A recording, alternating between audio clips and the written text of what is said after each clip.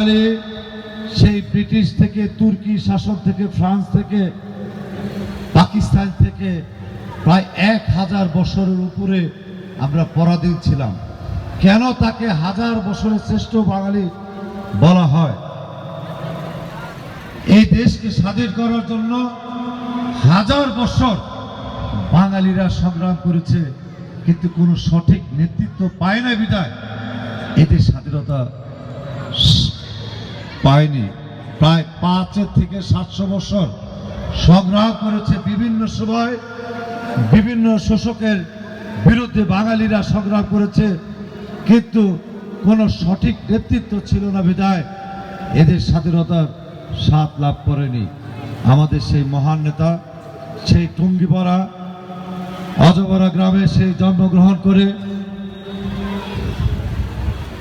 সেই টুঙ্গিপাড়া থেকেই ছাত্র জীবন থেকে আমার মনে হয় ক্লাস 8 থেকেই তিনি ছাত্র রাজনীতিতে শুরু করে, যখন তার স্কুলের সামনে হোসেন শহীদ সরারদিকে তিনি রাস্তায় দাঁড় করিয়ে তার স্কুলের দাবি আদায়ের জন্য প্রথম পদক্ষেপ নেয়। এটা তার প্রথম সাহসিকতা ছিল। পরবর্তীতে ছাত্র জীবনে তিনি কলকাতায় লেখাপড়া করেছে, ঢাকা ইউনিভার্সিটিতে লেখাপড়া করেছে।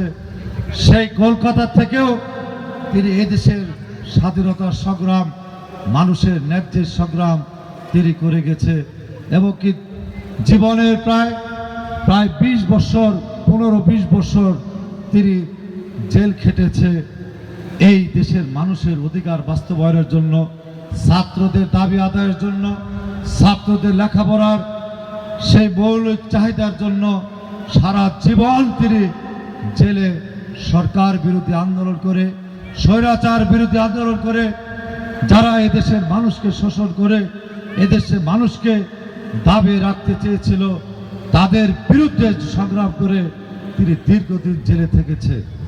আজকে সেই মহান নেতা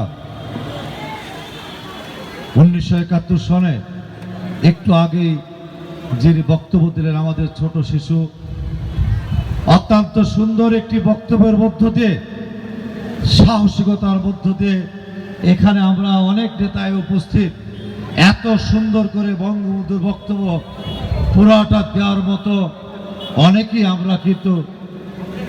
আমরা কিন্তু পারবো না। কিন্তু সেই ছোট্ট মেয়েটি আমাদের জাতির জনকের সেই বক্তব্য এখানে পেশ করলেন। বক্তব্যের মধ্যেই অনেক কিছু ছিল। এবারের সংগ্রাম মুক্তির সংগ্রাম, এবারের সংগ্রাম স্বাধীনতার সংগ্রাম। এই যে কথাগুলো তোমরা যদি জাতির জনকের সেই আত্মজীবনী যদি তোমাদের পড়ালেখার পাশাপাশি যদি কোনোভাবে পড়তে পারো, আমি জানি না স্কুলে সেই জাতির জনকের আত্মজীবনীর উপর বই আছে কিনা, আমি স্যারকে অনুরোধ করব, হেড স্যারকে অনুরোধ করব যে আমাদের প্রত্যেকটি ক্লাসে একটি করে বই হলো জাতির জনকে আছে। যদি না থাকে আমি প্রত্যেকটি ক্লাসে একটি করে বই দেব, অন্তত পক্ষে আমাদের শিশুরা জাতির জনকের সেই কি স্বপ্ন দেখেছিল, কি স্বপ্নে তিনি এদেশের মানুষের ভাগ্য পরিবর্তনের জন্য সংগ্রাম করেছিল, হয়তো তারা একটু পরে সেটি উপলব্ধি করতে পারে। আমরা দুর্ভাগ্য, আমরা সেই জাতির জনককে ধরে রাখতে পারিনি। আমাদের দুর্ভাগ্য, স্বাধীনতার সংগ্রামের পর সেই রাজাকার আলবদররা, যারা এদেশের পতাকা বিশ্বাস করে না, বাংলাদেশকে বিশ্বাস করেনি, যারা স্বাধীনতাকে বিশ্বাস করেনি, তারা সেই ঘাতকের দল সেই জাতির জনককে হত্যা করে বাংলাদেশের স্বাধীনতার স্বপ্নকে চিরতরে বিলীন করার জন্য, মুক্তিযোদ্ধার চেতনাকে চিরতরে বিলীন করার জন্য পরিকল্পনা করেছিল। আজকে সেই 75-এ সেই ঘাতকের দল জাতির জনককে হত্যা করার পরও সারা বাংলাদেশে জাতির জনকের সেই স্বপ্ন বাস্তবায়ন হতে চলেছে।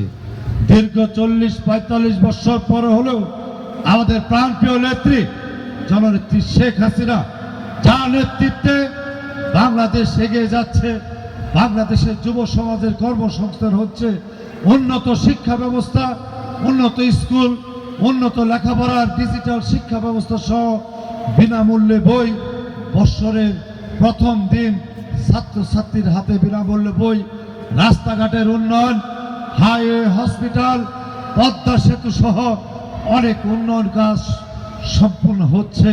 সোনার বাংলা গড়ার লক্ষ্যে আমাদের প্রাণপ্রিয় নেত্রী অক্লান্ত পরিশ্রম করে যাচ্ছে।